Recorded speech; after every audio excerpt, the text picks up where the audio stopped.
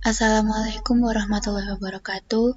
Kami dari kelompok 6 akan mempresentasikan tentang masa perkembangan Indonesia sampai reformasi. Yang pertama yaitu ada kolonialisme dan imperialisme di Indonesia, yang kedua pendudukan Jepang di Indonesia, yang ketiga proses proklamasi kemerdekaan Indonesia, dan yang keempat adalah peristiwa setelah kemerdekaan. Yang pertama, kolonialisme dan imperialisme di Indonesia. Nah, di sini membahas apa sih motivasi kedatangan bangsa Eropa ke Indonesia. Kemudian ada masa kekuasaan VOC, kemudian perang melawan kolonialisme, dan dampak perkembangan kolonialisme dan imperialisme. Nah, motivasi kedatangan bangsa Eropa ke Indonesia adalah karena jatuhnya kota Konstantinopel ke Turki Utsmani. Kemudian ada faktor 3G, Gold Glory Gospel, kemudian adanya perkembangan iptek, dan juga mereka ingin mencari rempah-rempah. Bangsa yang mendarat di Indonesia adalah Portugis, kemudian Spanyol, Inggris, dan Belanda. Pada masa kekuasaan VOC ini, VOC dibentuk pada 1602, kemudian pada abad 17-18 ini VOC mengalami kejayaan, kemudian pada 1799 VOC mengalami keruntuhan. VOC adalah organisasi perdagangan yang didirikan oleh Kerajaan Belanda. Tujuan dibentuknya VOC adalah membantu keuangan pemerintah Belanda, menyaingi pedagang-pedagang dari bangsa lain, memperkuat posisi sehingga dapat melakukan monopoli perdagangan, dan menjalankan pemerintahan sebagai wakil pemerintahan Belanda di Hindia Timur. Puncak kejayaan VOC yaitu VOC sukses menaklukkan hampir seluruh wilayah yang ingin mereka kuasai. Juga VOC berhasil memperdagangkan lebih dari 2,5 juta ton komoditas di pasar Asia dan memperkerjakan hampir 5 juta penduduk Eropa di wilayah koloninya. Sejarah mencatat bahwa VOC mencapai masa terjaya sekaligus terkejam. Kemudian pada abad 18 VOC mengalami kebangkrutan. Korupsi adalah faktor utama yang mendasari kebangkrutan VOC. Hal inilah yang menjadi VOC resmi dibubarkan pada tanggal 31 Desember 1799.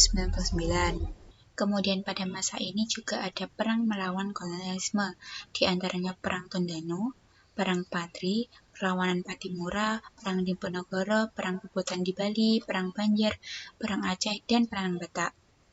Dampak perkembangan kolonialisme dan imperialisme bidang sosial budaya ada lunturnya feodalisme, pertumbuhan penduduk dan migrasi penduduk, perkembangan stratifikasi sosial, penyebaran agama Nasrani, perkembangan seni musik, seni arsitektur barat dan sastra, juga perubahan gaya hidup. Sedangkan di bidang pendidikan ada dampak yaitu perkembangan pendidikan dan juga perkembangan surat kabar.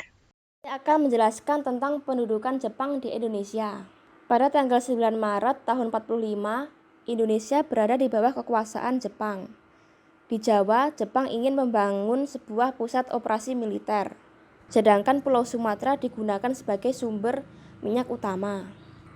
Jepang juga membentuk organisasi di Indonesia yang bersifat sosial kemasyarakatan, semi militer, dan militer.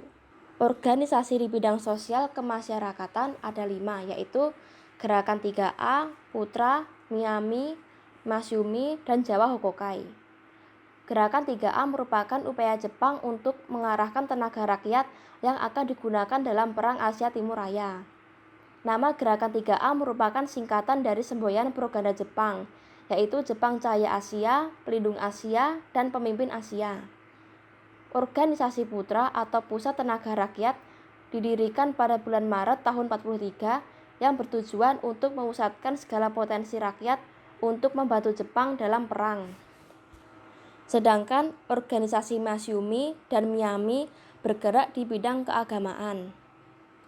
Yang terakhir adalah organisasi Jawa Hokokai. Organisasi ini merupakan organisasi pusat yang anggotanya terdiri dari bermacam-macam himpunan kebaktian sesuai dengan bidang profesi. Kemudian untuk organisasi semi militer ada 4. Yang pertama adalah organisasi Seinendan atau Barisan Pemuda yang bertujuan untuk mendidik dan melatih pemuda dengan kekuatannya sendiri. Organisasi ini beranggotakan pemuda berusia 14-22 tahun. Selanjutnya adalah organisasi Keibodan atau Barisan Pembantu Polisi. Yang ketiga adalah organisasi Suisintai atau disebut Barisan Pelopor. Barisan Pelopor merupakan organisasi pemuda yang dilatih oleh tokoh nasionalis Indonesia seperti Insinyur Soekarno. Dan terakhir adalah organisasi Hizbullah. Kemudian, untuk organisasi yang bersifat militer ada 2, yaitu Heiho dan Peta. Anggota organisasi Heiho adalah pemuda berusia 18-25 tahun dengan pendidikan paling rendah SD.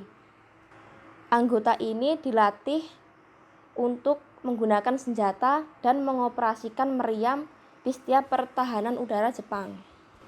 Yang kedua adalah organisasi Peta. Tujuan Peta adalah mempertahankan tanah air Indonesia dalam perang. Di Peta ada 5 sistem kepangkatan, yaitu Komandan Batalion, Komandan Kompi, Komandan Peleton, dan keempat adalah Komandan Regu.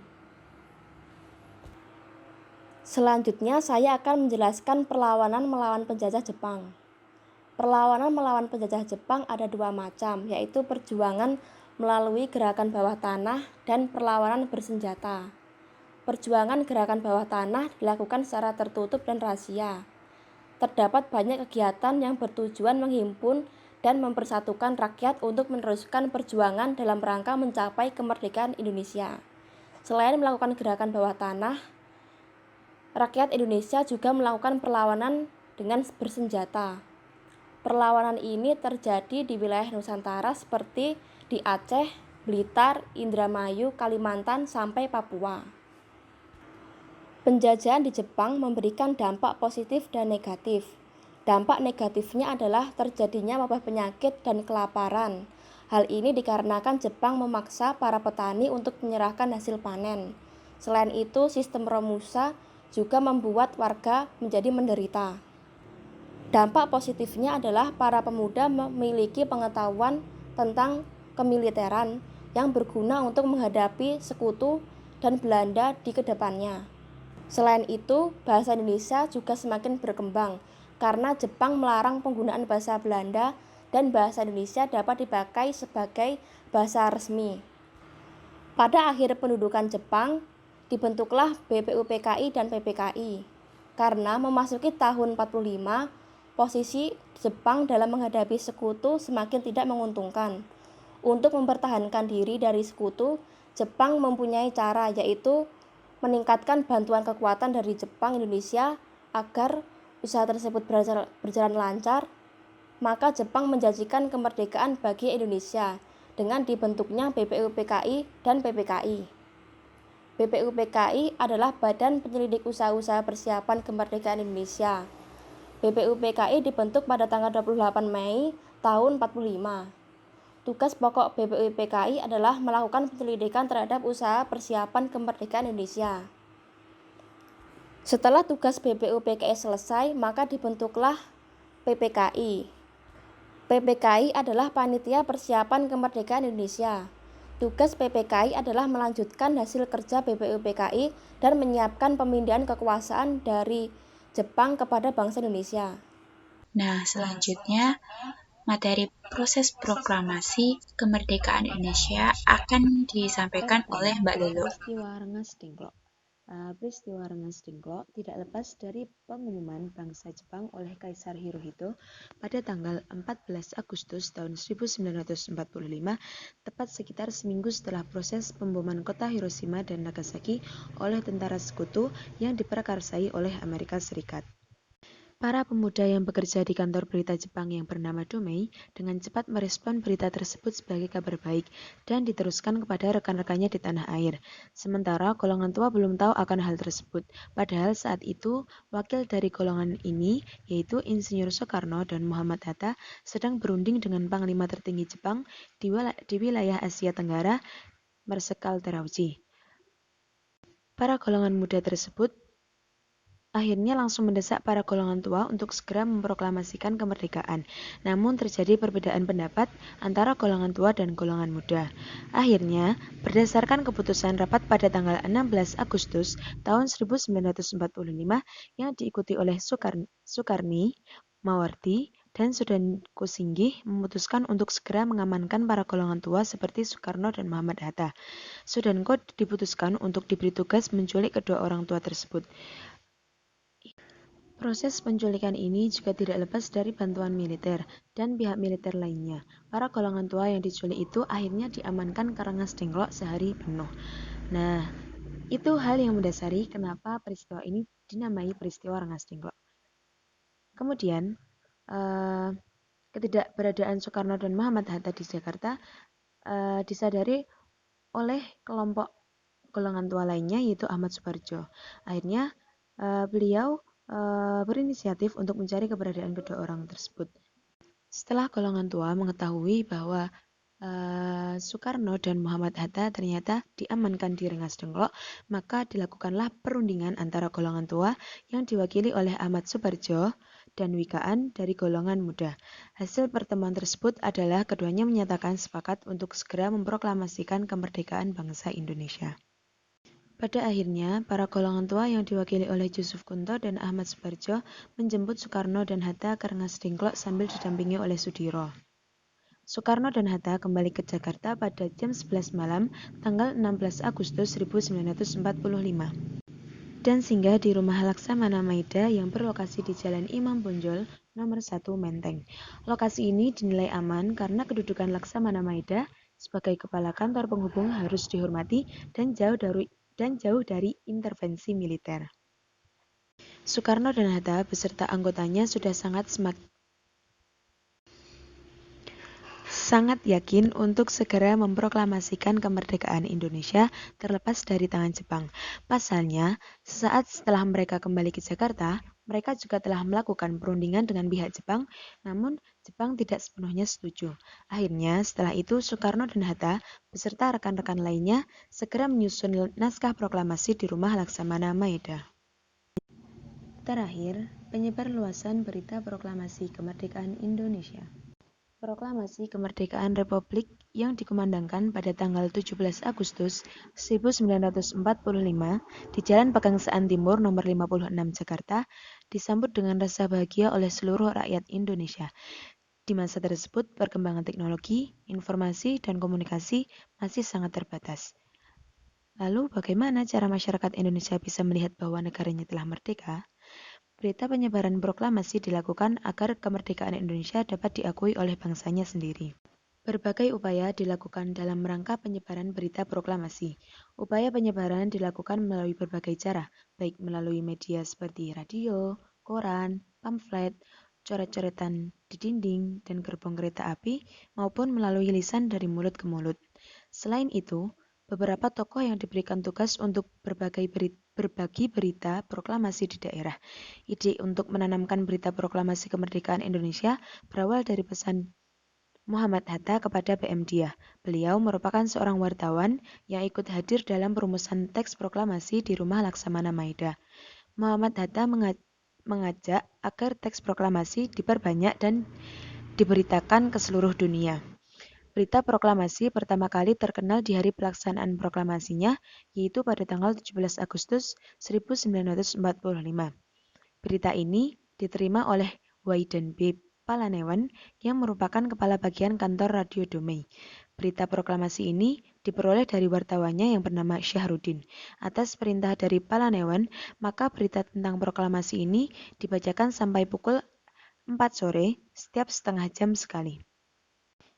Hal ini menimbulkan kemarahan Jepang yang kemudian berimbas kepada penyegelan pemancar radio dan melarang para pegawai untuk masuk. Namun para pemuda tidak kehilangan akal. Mereka membuat pemancar radio yang baru yang sebenarnya diambil dari berita kantor Domai. Alat pemancar kemudian dipasang di Jalan Menteng 31 dengan kode panggilan DJK 1. Proklamasi berita penyebaran juga dapat dilakukan oleh Radio Hosokan Rikyoku yang sekarang dikenal dengan Radio Republik Indonesia atau RRI. M. Yusuf Ronodipuro, Bahtiar Lubis, dan Suprapto merupakan para penyiar yang memiliki peran dalam penyebaran berita proklamasi. Berita penyebaran proklamasi tidak hanya dilakukan melalui media radio, namun juga melalui media surat kabar. Di Bandung, penyebaran berita proklamasi disebarkan oleh Surat Kabar Cahaya, dan di Surabaya berita proklamasi disebarkan oleh Surat Kabar Suara Asia. Pada tanggal 20 Agustus 1945, hampir seluruh harian di Jawa memuat berita tentang proklamasi. Sementara itu, semangat kemerdekaan dapat terlihat di jalan-jalan, di tembok-tembok, dan di gerbong-gerbong kereta api yang terap dalam setiap tulisan-tulisan atau slogan-slogan. Selain itu, berita tentang proklamasi juga disebarluaskan oleh para utusan PPKI di beberapa daerah, seperti Tengku M. Hasan di Aceh, Sam Ratulangi di Sulawesi, Ketut Puja di Bali, dan A.A. Hamidan di Kalimantan.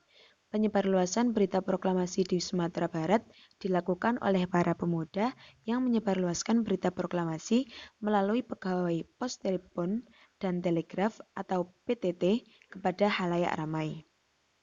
Untuk berita terbaru tentang proklamasi, maka Insinyur Soekarno membacakan ulang proklamasi di Laboratorium Fisiologi Ikada Daigaku Salemba.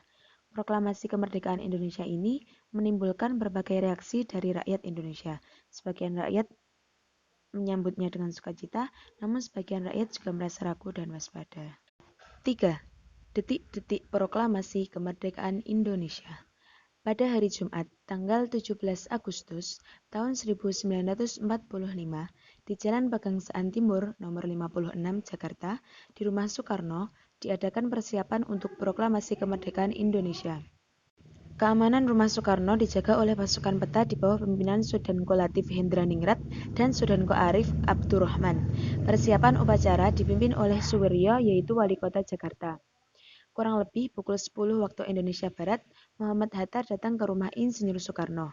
Keduanya kemudian keluar menuju ruang depan dengan langkah yang tegap dan tegas di depan pengeras suara atas nama bangsa Indonesia membacakan teks proklamasi kemerdekaan Indonesia.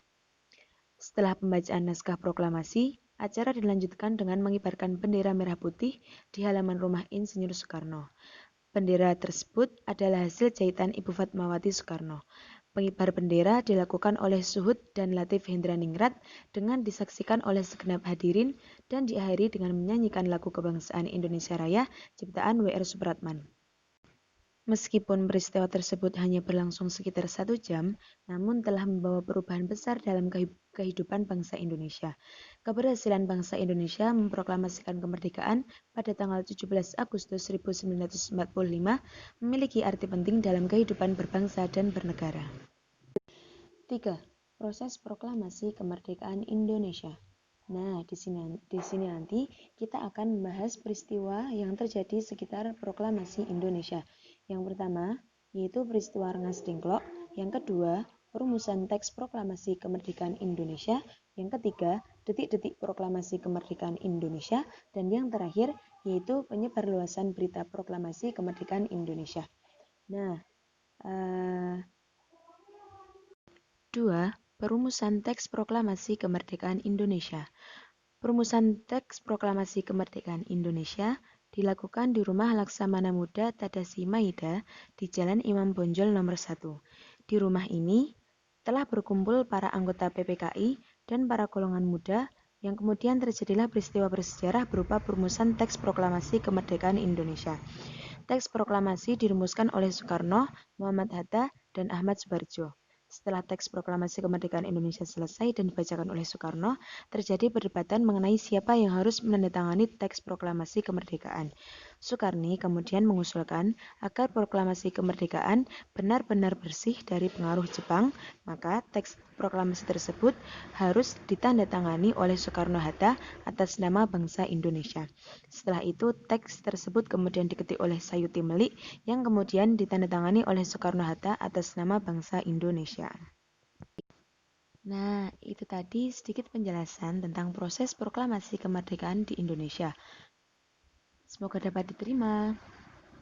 Setelah teman-teman mengetahui tentang proses proklamasi Indonesia, selanjutnya kita akan berlanjut ke peristiwa setelah kemerdekaan Indonesia. Yang pertama, pengesahan Undang-Undang Dasar 1945 dan pemilihan presiden dan wakil presiden. Berdasarkan pesan tokoh Kristen dari Indonesia bagian timur, sila pertama dasar negara yang tercantum dalam pembukaan Undang-Undang Dasar 1945 yang berbunyi, ketuhanan dengan kewajiban menjalankan syariat Islam bagi pemeluk-pemeluknya diubah menjadi ketuhanan yang Maha Esa. Berdasarkan rumusan tersebut, maka Pancasila secara resmi ditetapkan sebagai dasar negara oleh Panitia Persiapan Kemerdekaan Indonesia pada 18 Agustus 1945. Sidang selanjutnya adalah pemilihan presiden dan wakil presiden. Maka secara aklamasi terpilihlah I.R. Soekarno dan Drs. Mohatta sebagai presiden dan wakil presiden Republik Indonesia. Yang kedua, ada pembentukan departemen dan pemerintahan daerah. Hasil keputusannya tentang pembagian wilayah NKRI menjadi 8 provinsi, yang kemudian ditambah Daerah Istimewa Yogyakarta dan Surakarta. Dalam peristiwa ini pula adanya pembagian 12 departemen atau kementerian. Selanjutnya ada pembentukan badan-badan negara seperti KNIP. Nah, KNIP sendiri berfungsi sebagai lembaga yang membantu presiden dalam melaksanakan tugas-tugasnya sebelum terbentuknya Dewan Perwakilan Rakyat atau DPR melalui pemilihan umum. Yang keempat ada pembentukan kabinet. Yang kelima ada pembentukan berbagai partai politik seperti PNI, Masyumi, PKI, PBI, Parkindo, dan lain-lain. Yang keenam ada Komite Van Aksi dan lahirnya badan-badan perjuangan. Maka dapat dikatakan bahwa di seluruh tanah air telah siap menggelorakan revolusi untuk membersihkan kekuatan Jepang dari Indonesia. Yang terakhir ada lahirnya Tentara Nasional Indonesia. Pada 22 Agustus 1945 diputuskan adanya pembentukan BKR atau Badan Keamanan Rakyat. Kemudian pada 5 Oktober 1945 pembentukan TKR atau Tentara Keamanan Rakyat.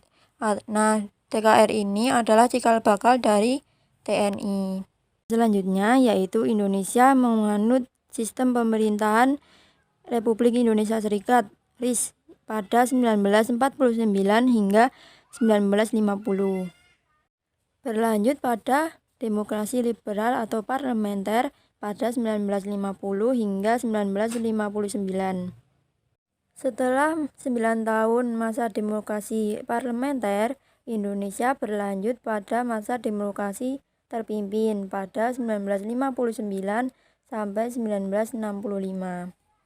Dengan adanya peristiwa G30 SPKI, Indonesia berlanjut memasuki masa Orde Baru yang dipimpin oleh Presiden Soeharto. Dengan adanya krisis multidimensi yang dialami rakyat Indonesia, maka Indonesia memulai masa reformasi. Dimulainya masa reformasi, estafet kepemimpinan dilanjutkan oleh Presiden B.J. Habibie. Selanjutnya Presiden Abdurrahman Wahid, Presiden Megawati Soekarno Putri, dan Presiden Susilo Bambang Yudhoyono. Dan sekarang Indonesia telah berlanjut pada masa kepemimpinan Presiden Joko Widodo. Sekian presentasi dari kelompok 6 tentang masa perkembangan Indonesia sampai reformasi. Setelah ini, teman-teman akan berlanjut ke sesi tanya jawab. Kami meminta maaf atas kekurangan kami dalam penyampaian materi kali ini. Fastabiqul khairat. Wassalamualaikum warahmatullahi wabarakatuh.